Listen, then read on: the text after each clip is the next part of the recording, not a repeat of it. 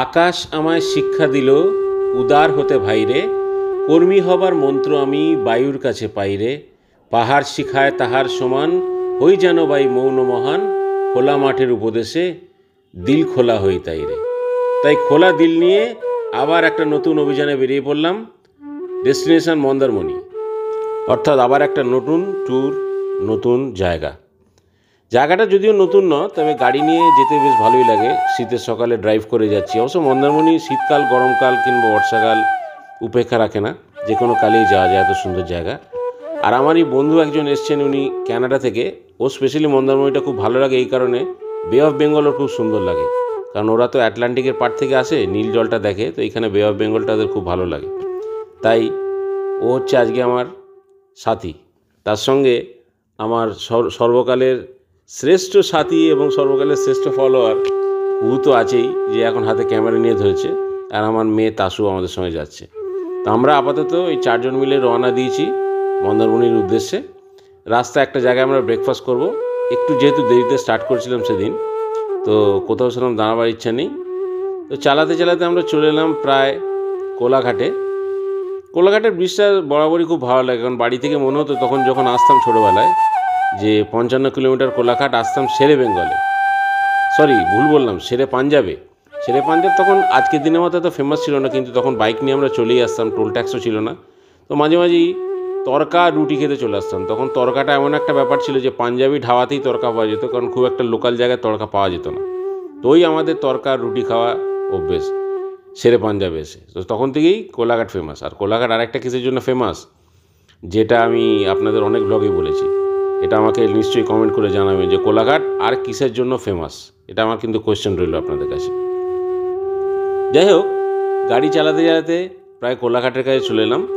তবে আমাদের ডেস্টিনেশনটা কোলাঘাটে স্টপ ছিল না, কারণ আমরা প্রত্যেকবারেই যখন মন্দারমণির দিকে কিংবা দীঘার দিকে যাই, আগেরবারেও যখন আমি দীঘার ট্যুরটা করেছিলাম, যারা যারা দেখেছেন তারা জানেন যে আমি কোন ধাবাটা বেসিক্যালি প্রেফার করি।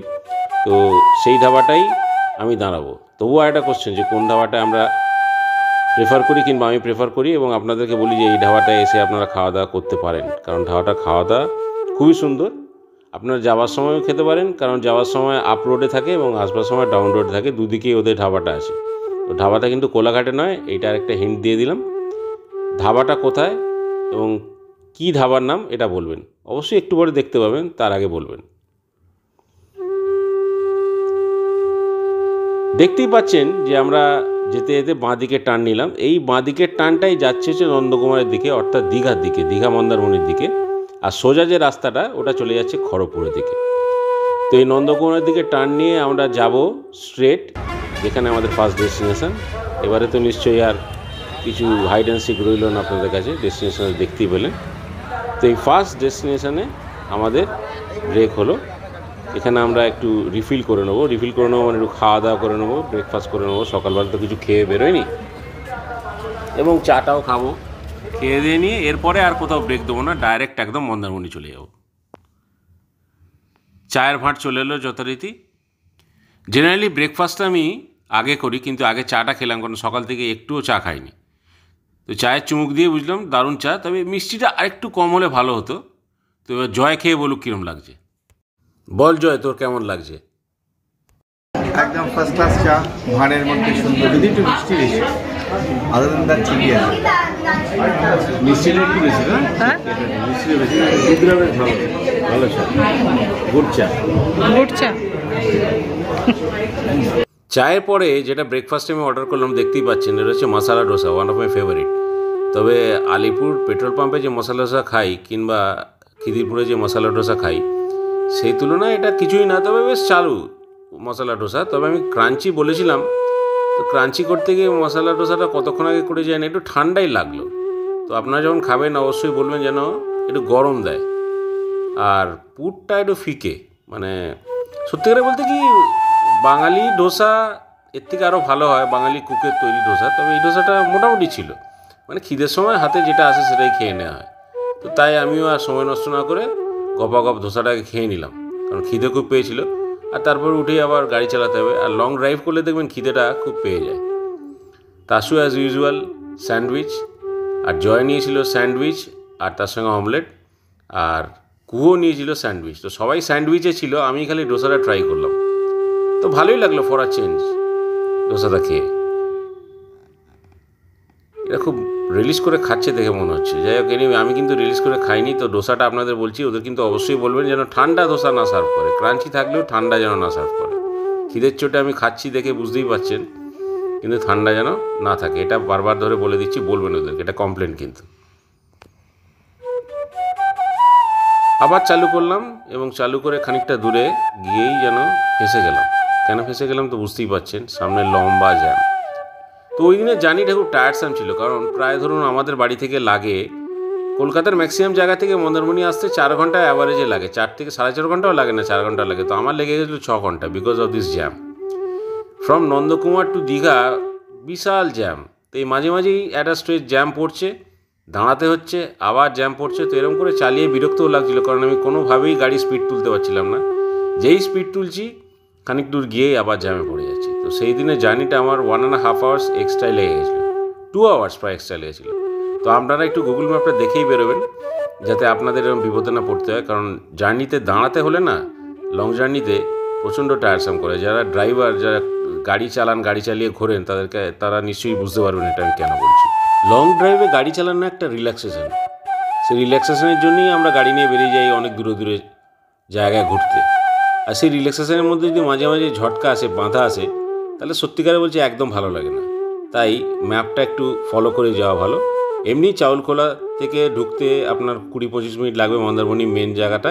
তারপরে যে যার হোটেলে যাবেন, আধ ঘন্টাও লাগতে পারে, 25 মিনিটও লাগতে পারে। তো আমাদের ডেস্টিনেশন ছিল sea star spa resort Mandarmani. তো সেখানে আমরা ঢুকে পড়লাম প্রায় 5.5-6 ঘন্টা পরে, after tiresome long stretch journey. তো ঢুকেই আপনাদের দেখালাম যে সামনের পার্কিং লটটা কীরকম আছে দেখুন। সিস্টারটা বিশাল বড় বাড়িয়ে দিয়েছে, ওটা নিয়ে একটা ভিভিডলি আলাদা আমি করব, সেটা দেখাবো। তো আপাতত চেক ইন করি রুমে, তারপর আপনাদের নিয়ে চলছি সমুদ্রের পাড়েতে। সিস্টারের এই বিল্ডিংটা হচ্ছে মেন বিল্ডিং এবং এর সামনে একদম ওপেন বে অফ বেঙ্গল। অদ্ভুত লাগে এটা। আর সামনে যে কটেজগুলো আছে, এই কটেজগুলো আপনারা দেখছেন, ওইগুলো আমরা আগে ছিলাম, তো এইবারে আমরা বুকিং পেলাম না, তাই মেন বিল্ডিংয়ে ছিলাম। আর পেছনে যে বিল্ডিংগুলো বাড়িয়েছে ওগুলো অ্যানেক্সার বিল্ডিং, ওইগুলো খুব সুন্দর। তো এর সামনে একটা সুইমিং পুল আছে, চাইল্ড অ্যাক্টিভিটি পার্ক আছে, পেছনেও চাইল্ড অ্যাক্টিভিটি পার্ক আছে। তো এর সিস্টার রিসর্টের ওপরে একটা বিস্তারে আমি ব্লগ করব, দেখবেন খুব ভালো জায়গা, এখানে আসতে পারবেন। তো আমরা আপাতত 6 ঘন্টা পরে চেক ইন করলাম, যেরকম বললাম, করে ঢুকলাম। ঢোকার পরে একটু ফ্রেশন আপ হয়ে খাওয়া দাওয়া করে তারপরে আমরা গেলাম সমুদ্রের দিকে। সিস্টার মন্দারমণিতে এসে গেছি, এসে একটু লেটে এসেছি, খাবার দাওয়াটা করে নিয়ে হালকা একটু ঘুম পেয়ে গেছে বলে ঘুমালাম। তো এখন ইচ্ছা করছে, বিজি লাগছে বলে ভাবছি চান ফান এবারে করবো। তো একবার অলরেডি ওপরে চিল উঠছে, তো এবারে যাচ্ছি হচ্ছে সমুদ্রের দিকে। তো আমি আর দুজনেই যাবো সমুদ্রের দিকে, চান ফান করবো, তারপরে এসে সুইমিং পুলে চান করবো। তো দেখি এখন, চলার সঙ্গে থাকা আমাদের সঙ্গে। যেমন ভাবা তেমনি কাজ, চলে গেলাম সমুদ্রের দিকে। উদ্দেশ্য স্নান করবা, কারণ রোদটা এখন নেই, তাই স্নান করতে হবে। আর কুহু আমাদের সাথী, ক্যামেরা ধরে আমার সঙ্গে আছে, আর ওপরে ড্রোন উঠছে আকাশ ভিউটা তোমাদের দেখাবার জন্য। প্রায় সানসেটের সময় অসাধারণ একটা ভিউ লাগছে। আর এই সমুদ্র যতবার দেখি, সমুদ্র কিন্তু ততবার নতুন থাকে। যেমন পাহাড় তেমন সমুদ্র, সমুদ্রের একটা আলাদা অ্যাপিল আছে। তাই সমুদ্রের পাড়ে যখন আসি মনে হয় চুপ করে একটু দাঁড়িয়ে থাকি, সমুদ্রকে খানিকক্ষণ দেখি। চান করার তো মজা একটা আলাদা। তো এটা এখন লো টাইডের সময়, তাই টাইডসগুলো অনেকটা পেছনে চলে গেছে, আর ওয়েভগুলো কাছে আসছে না। ওর কাছে দূরেই আমি হাঁটতে হাঁটতে চলতে লাগলাম।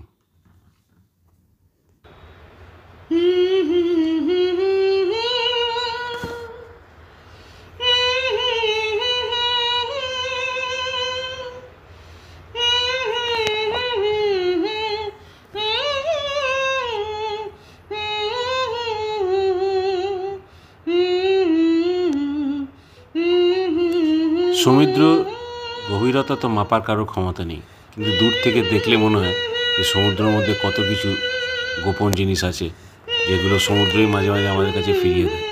কারণ সমুদ্র কিছু রাখে না, আপনি যাই দেন না সমুদ্র তাকে ফিরিয়ে দেবে। সেগুলো অবশ্য পাহাড়গুলো দেখলে বুঝতে পারা যায়, তাই কি না? কমেন্টস করে বলবেন।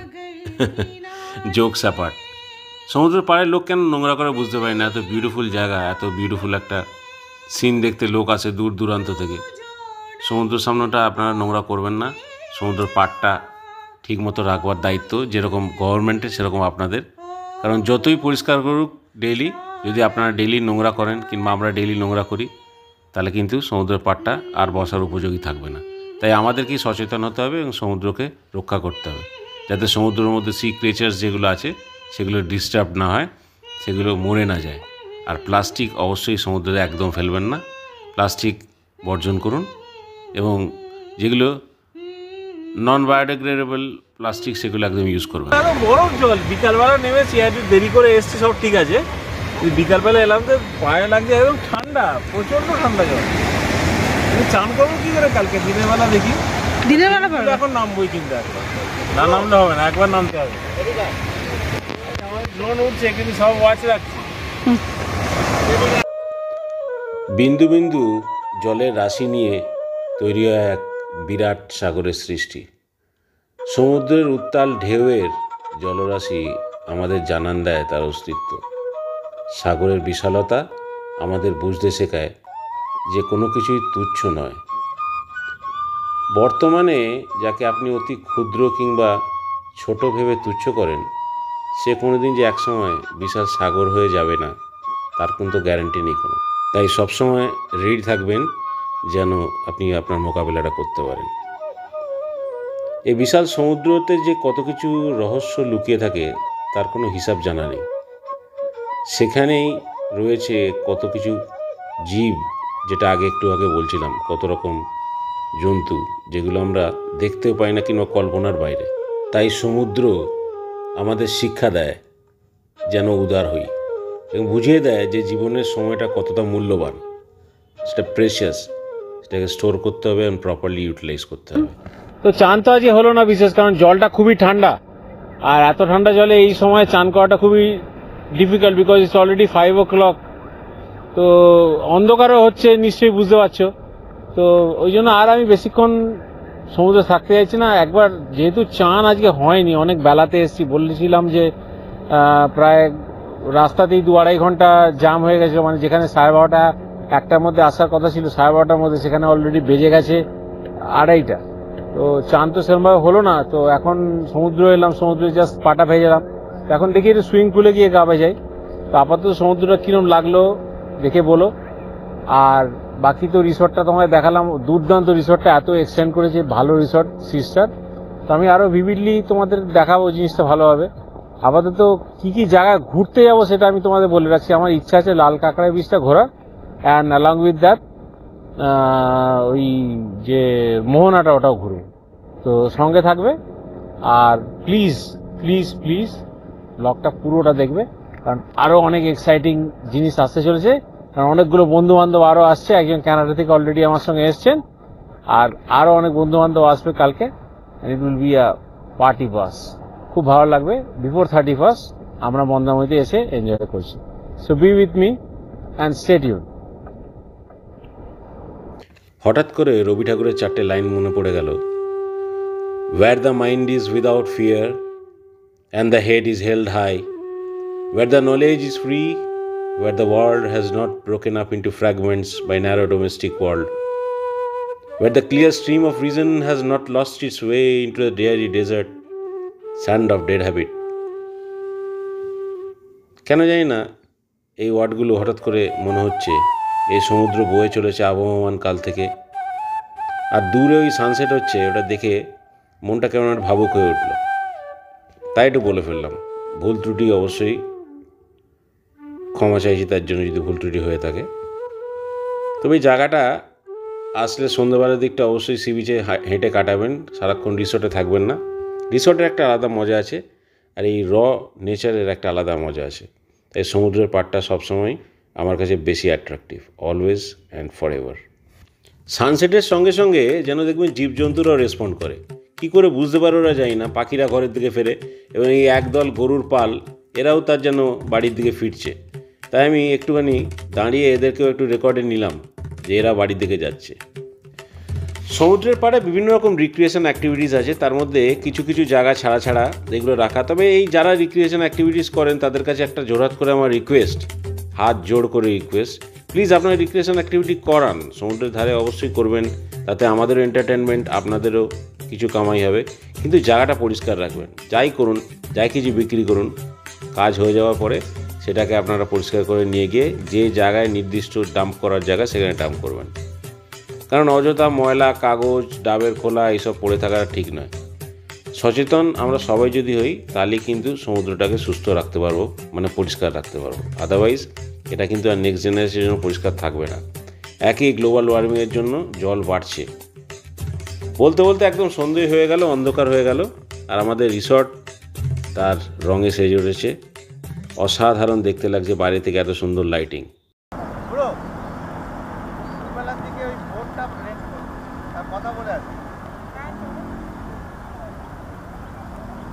কথা বলার কিছু নেই, ওরা গেলেই করবে, গেলেই করে দেবে। তাহলে তুষার ফুষার আসলে বেরিয়ে যাবে। হ্যাঁ হ্যাঁ, না আমি যাব না, চারজনকে যেতে পারো, তোমরা চারজনই যাও, কিন্তু ভিডিও করো। হ্যাঁ, আর কথা বলে আছি, ওরা লাইফ টাইম একটা এক্সপিরিয়েন্স হতো যায়। পরের দিন সকালে যদিও আমরা সানরাইজটা দেখতে পাইনি, তবে খুব সকালবেলা উঠেই সমুদ্রের পাড়ে দেখলাম। এটাও একটা অসাধারণ ভিউ। কালকে যেরকম আপনাদের সানসেট দেখালাম, তো আমরা টোটো করে ঘুরতে বেরিয়েছি। এইটা ভিউকে দেখাতে চল, একটা গল্ফ কাটে না। ওগুলো কি এখন ফেরত আসছে মাছ নিয়ে? ও এখন ভেতরে যাচ্ছে।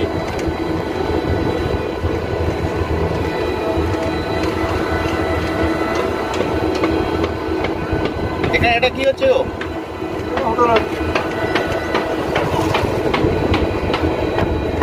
আর কত ভালো অনেক হোটেল ভেঙেওছে বাড়িতে, অনেক হোটেল ভেঙেছে।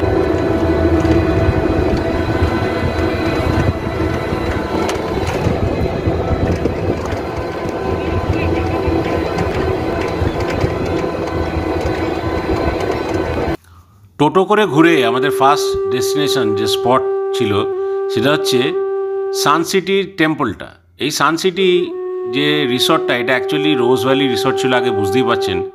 একসময় এত জাঁকজমকওয়ালা রোজ ভ্যালি আজকে ভগ্নভঙ্গুর মতো। কিছু রুম, কিছু স্পেস এর মধ্যে আছে যেটা এখনও সানসিটি নিয়ে সেটাকে ইউটিলাইজ করছে। তো বলছে এটা এখন নাকি ইডির আন্ডারে, যেটা আমি সিকিউরিটি লোকের থেকে জানলাম, এবং গভর্নমেন্ট রেটে এটা নাকি চলছে। তো এটার রেটটা আমি ঠিক আপনাদের সাপ্লাই করতে পারছি না, এটা অনলাইন দেখবেন, আর আমি চেষ্টা করব ডিসক্রিপশন বক্সে যদি পরে পাই দেওয়ার জন্য, কিন্তু এক্স্যাক্টলি আমি রেটটা কী বলতে পারছি না। জায়গাটা দারুণ, এই একটা মন্দির ধরুন সমুদ্রের পাশে, একটা অসাধারণ লাগে। আর কন্টিনিউ গান চলছে হরে কৃষ্ণ হরে রামার, যেটা আমি আমার মাইকে শোনাতে পারছি না, কারণ কপিরাইট খাওয়ার একটা প্রবল ভয় থাকে তো এতে। তো এই মন্দিরটা দেখতেই পাচ্ছেন, এই মন্দিরের চাতালটা বড়, তো এখানে বসে অনেকক্ষণ টাইম কাটানো যাবে। সকালবেলা কিংবা সন্ধ্যেবেলা যদি এখানে বসেন আর কৃষ্ণের ভজন শোনেন, মনটা খুব সুন্দর হয়ে যাবে, খুব মানে কনফিডেন্স পাবেন একটা। এটা কনফিডেন্সটা কোথা থেকে আসে জানেন? এটা মানুষের একটা সাবমিশনের ব্যাপার থাকে ভগবানের কাছে, যে সাবমিসিভ হয়ে যায় আমরা টেম্পল দেখলেই, একটা আলাদা কনফিডেন্স চলে আসে সঙ্গে সঙ্গে। তো এই কনফিডেন্সটা কিন্তু আপনাদের অনেক কাজ করতে পরে সাহায্য করে। শ্রীকৃষ্ণা গোবিন্দা হরে মুরারে। আমরা শ্রীকৃষ্ণের টেম্পলের দিকে ভেতরে যাচ্ছি, এবং চারিদিকে দেখবেন চাতালটা পুরো একদম খোলা এবং সামনে ভরা সমুদ্র। এই সমুদ্র দেখতে দেখতে শ্রীকৃষ্ণের নাম জপতে জপতে এখানে অনেকেই সময় কাটাতে পারেন। বিশেষ করে বয়স্ক লোকেদের জন্য তো খুবই ভালো। যারা ফ্যামিলি নিয়ে আসবেন, মা বাবাকে নিয়ে আসবেন, তাদের বাবা মায়ের টাইম এখানে খুব ভালো কাটতে পারে। আমার তো সকালবেলা গিয়ে মনটা খুব ভালো লাগলো, কারণ আমি যখন এখানে এসেছিলাম হার্ডলি 7:30, 8 o'clock ছিল। তো দেখলাম একজন পুরোহিত মশাই এখানে পুজো করছেন, উনি নৈবেদ্য সাজাচ্ছেন। আর বিগ্রহটা দেখুন, টেম্পলের মধ্যে রাধাকৃষ্ণের যে মূর্তিগুলো অসাধারণ, জাস্ট মেসমেরাইজিং। সত্যিকারে কৃষ্ণ অদ্ভুত। আমার ইস্কনে যাওয়ার খুব ইচ্ছা আছে, তো মাঝে মাঝে কৃষ্ণ আমাকে দেখাচ্ছে। আগের ব্লগে আপনারা নিশ্চয়ই দেখেছেন আমি ইস্কনে গেছিলাম যখন আমি বীরচন্দ্রপুর গ্রামে গেছিলাম। বীরভূমে তারাপীঠের ব্লকটাতে। আর এখানেও আবার শ্রীকৃষ্ণ আমাকে দেখা দিলেন, তার মানে এটা ইঙ্গিত দিচ্ছে যে আমাকে একবার ইস্কন মায়াপুর যেতেই হবে। তো আমি যাব মানে সঙ্গে তো আপনাদেরকে আমি ছাড়বো না, আপনাদেরকেও নিয়ে যাবো, আপনাদেরকেও দেখাবো আমার চোখ দিয়ে। দেখুন, একটু প্রে করুন যাতে আমি মায়াপুরটা আপনাদের কাছে তুলে ধরতে পারি। তো যাই হোক, এই মন্দিরটা দেখলাম, দেখে আবার আমাদের নেক্সট ডেস্টিনেশন হচ্ছে মোহনা। এই মোহনা হচ্ছে জলদা নদীর মোহনা, যে জলদা নদী আপনারা কাঁথির তলা দিয়ে নদীটা যাচ্ছে, আপনারা যাওয়ার সময় ব্রিজের তলা দিয়ে দেখবেন যে জলদা নদী বইছে, ওই জলদা নদী এসে সমুদ্রে মিলিত হয়েছে। তো অ্যাকচুয়ালি স্পটটা এরকমভাবে সিলেক্টেড হয় যে আপনি টোটো প্যাকেজ করবেন, 250 টাকা থেকে 300 টাকা বলবে, বার্গেনিং বলবে 400 টাকা, তো অবশ্যই বার্গেনিং করবেন। আমি টোটোওয়ালা কারোর নাম্বার দিলাম না, কারণ অজস্র টোটো, আমরা খালি সি বিচে আসবেন, আপনাদেরকেই জিজ্ঞেস করতে হবে না, ওরাই আপনাদের জিজ্ঞেস করবে যে কোথায় যাবেন। এই আমাদের সেকেন্ড স্পট এবং দারুণ স্পট, এটা হচ্ছে মোহনা। মোহনাটা আগে একটু শান্তভাবে এনজয় করুন, অসাধারণ এই মোহনা। এই মোহনা দেখতে দেখতে আপনার মন যে কোথায় চলে যাবে, এত সুন্দর মোহনা। দূর দূরান্ত থেকে লোক এখানে মোহনা দেখতে আসে, যারা গুড ওয়াকার তারাও কিন্তু এখানে আসতে পারেন মোহনা দেখতে। কেন, এটা সত্যিকারে দেখবার জিনিস। সেই দেখুন জলটা বইছে এবং জলের যে আওয়াজ, অসাধারণ। একটু ফিল করুন আমার সঙ্গে, আমি দুর্দান্ত ফিল করেছিলাম।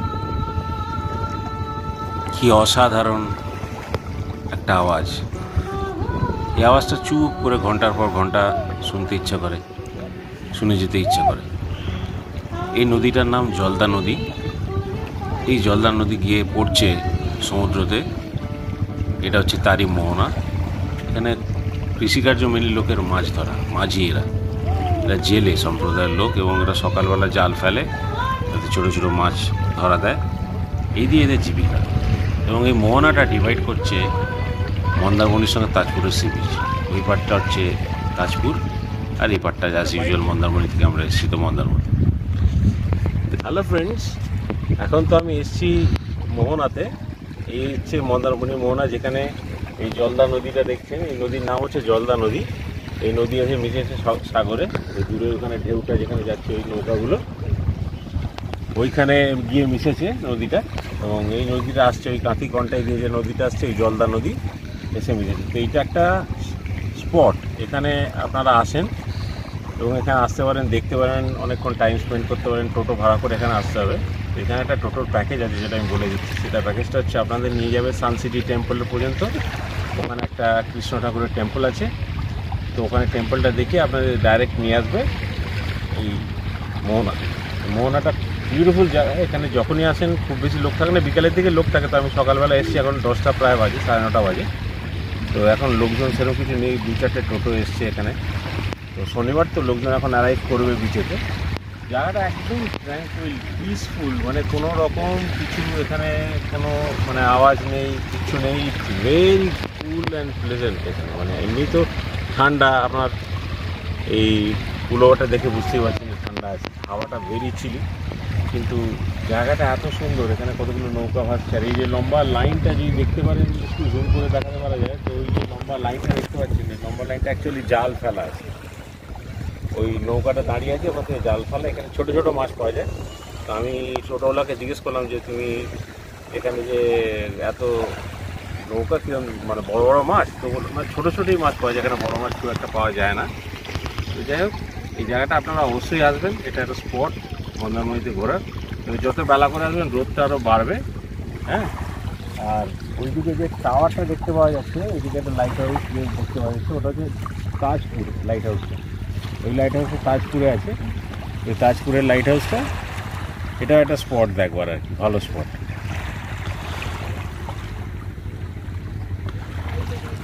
তো আপাতত এই জায়গাটায় লোকজন আসে, ঘোরাঘুরি করে, তো ভালো জায়গা, এখানে আসতে পারে।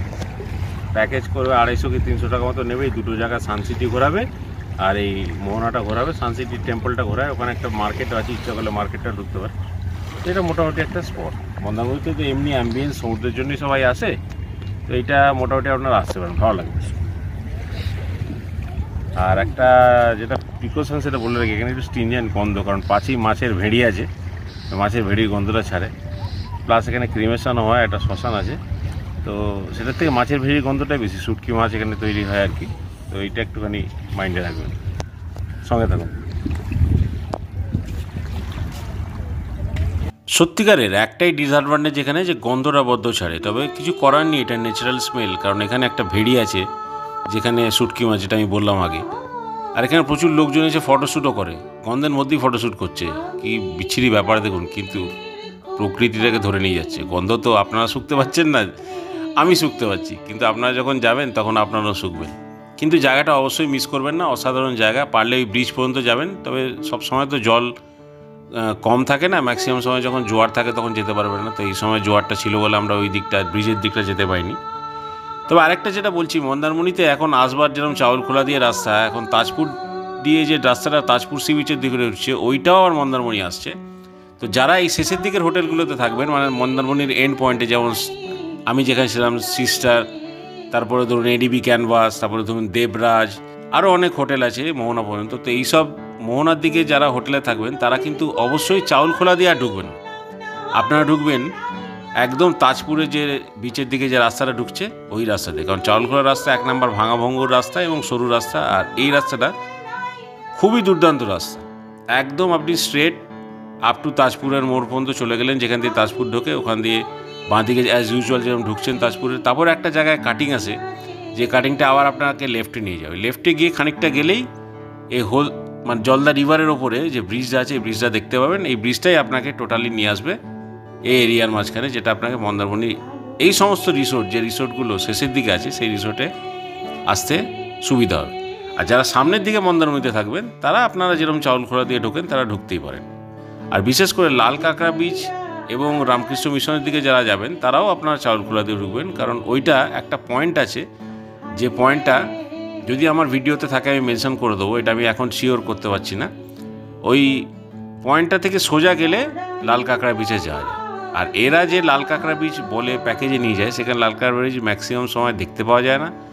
সুতরাং এইটা অ্যাভেল করবেন না, এই ফাঁদে পা দেবেন না। কারণ লাল কাঁকড়া বিচ এখন একদমই এইখানে যেটা ছিল এক্সটিংক্ট। একটা সময় তো লাল কাঁকড়া বিচ বলে আলাদা কিছু ছিল না, তখন আমরা যখন মন্দারমণিতে আসতাম তখনকার কথা বলছি, লাল কাঁকড়া বিচ যে কোনো জায়গায় দেখতে পেতেন। মানে ইনফ্যাক্ট বিচের সামনে আপনি বেরোলেন, এত কম লোক আসতো তখন, 2009 2008-এর কথা বলছি। তখন মন্দারমণিতে জাস্ট একটা স্পট হয়েছিল, স্পটটা তৈরি হচ্ছে, লোকজন আসতো। তো আমরাও তখন থেকে আমরা মন্দারমণি আসি। তখন কেন আসার ধুম ছিল, কারণ দীঘাতে এত জ্যাম হতো, এত ভিড় হতো, ভালো লাগতো না। তো এই হচ্ছে মোটামুটি একটা ইতিহাস। এর পরে চললো আমাদের সুইমিং পুলের পালা। দেখতে থাকুন এবং এনজয় করুন।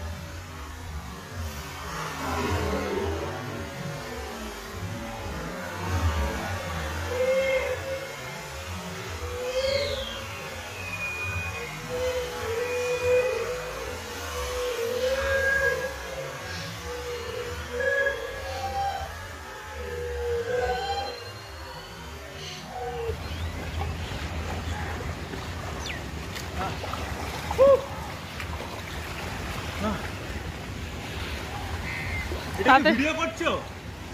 এই সানগ্লাসটা আমাকে অর্পিতা দিয়েছে। আমি আজকে সুইমিং পুলে সানগ্লাসটা পরে নামলাম। আর তোমাকে তুলে দিয়েছে? হ্যাঁ, আমি এটা পরে আগেও নেমেছি। নামতে হলো আর তোমার পিউয়ের দেয়াটা, তোমার পিউয়ের দেয়াটা আরেকজন বলেছে কোনো সানগ্লাস পরবো না। তুই সানগ্লাস পরবো না কেন? সানগ্লাস আনতে ভুলে গেছে। এই প্রথমবার কিন্তু সানগ্লাস আনতে ভুলে গেছে, আর এ বললো আমি তো সানগ্লাস পরি না। হ্যাঁ, সবাই বউয়ের দেয়া সানগ্লাস পরেছে। 1 2 3।